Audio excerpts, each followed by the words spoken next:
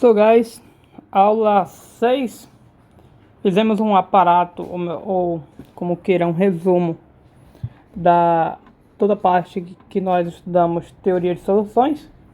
E agora finalmente nós podemos voltar para os métodos de soluções. Então acredito que se eu não tiver esquecido de nenhuma, se eu não tiver esquecendo de nada mais aqui, nós teremos 3 direcionamentos em nossos estudos de equações diferenciais. Então tem a parte da teoria de soluções, tem a parte dos métodos de soluções e tem a parte da modelagem. Aqui a gente já estudou dos métodos de soluções. Nós vimos as equações separáveis. Equações separáveis, para quem não lembra, são as equações onde você consegue separar as variáveis e você, antes de resolver, nós primeiro transformamos a nossa equação na forma diferencial e aí passamos a integrar dos dois lados. Eu quero ressaltar, inclusive, que existe uma justificativa para a gente poder simplesmente adicionar o símbolo da integral em ambos os membros quando você tem uma equação separável e já está separada as variáveis. Você apenas vem o que? Adiciona aqui o integral aqui, só o símbolo da integral. Existe uma justificativa, nós já fizemos isso. Eu sugiro, caso você não lembre a justificativa, eu sugiro vocês reverem lá a aula de equações separáveis, onde nós demos todos os argumentos e as contas que justificam de fato esse passo. Pronto. E depois nós vimos as EDLs e vimos que um método para resolver é através de fatores integrantes. Se você não lembra bem, eu vou tirar isso aqui, eu vou colocar aqui flutuante. Para quem não lembra, uma EDL a gente costuma colocar na forma normal.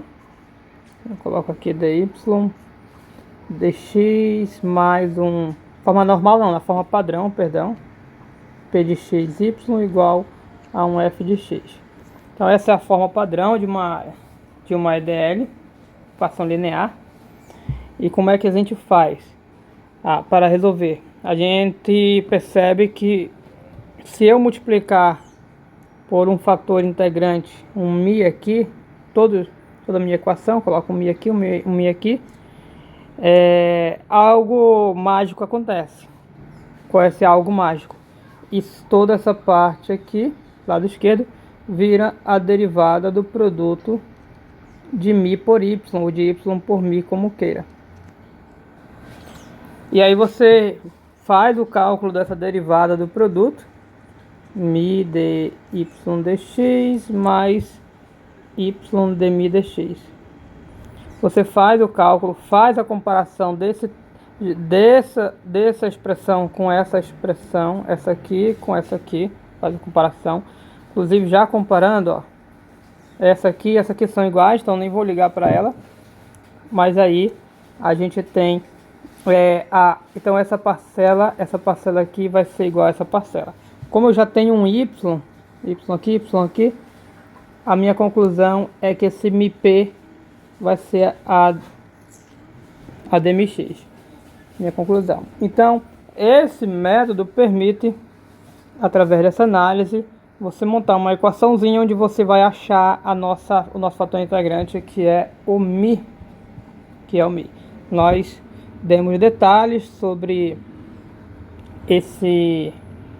sobre esse método de resolução de equações lineares através de fatores integrantes lá na aula, acho que foi a aula 4 também, que é DL.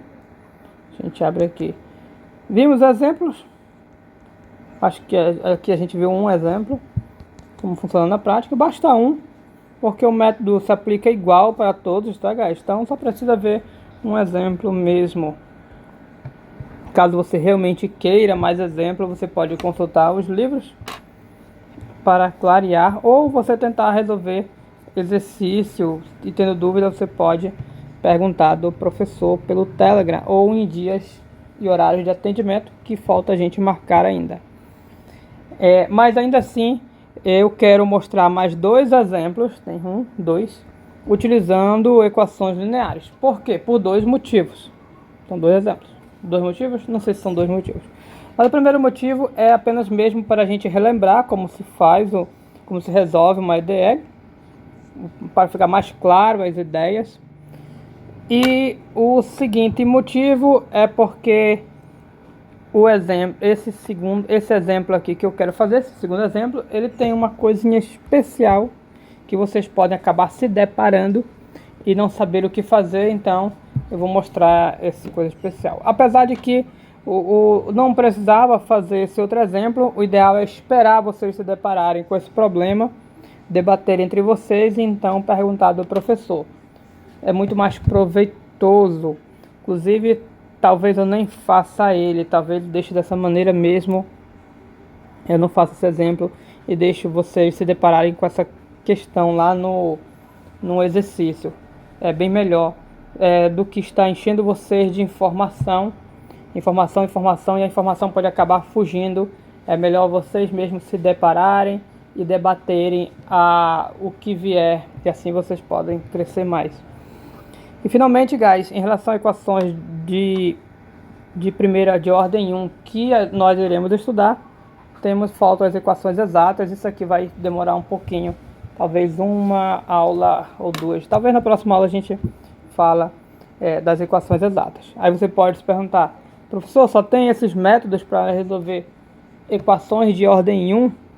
Eu respondo que não, existem outros métodos, outros tipos de equações de ordem 1, mas dentro da ementa da nossa disciplina são apenas esses três métodos para nós estudarmos, ok?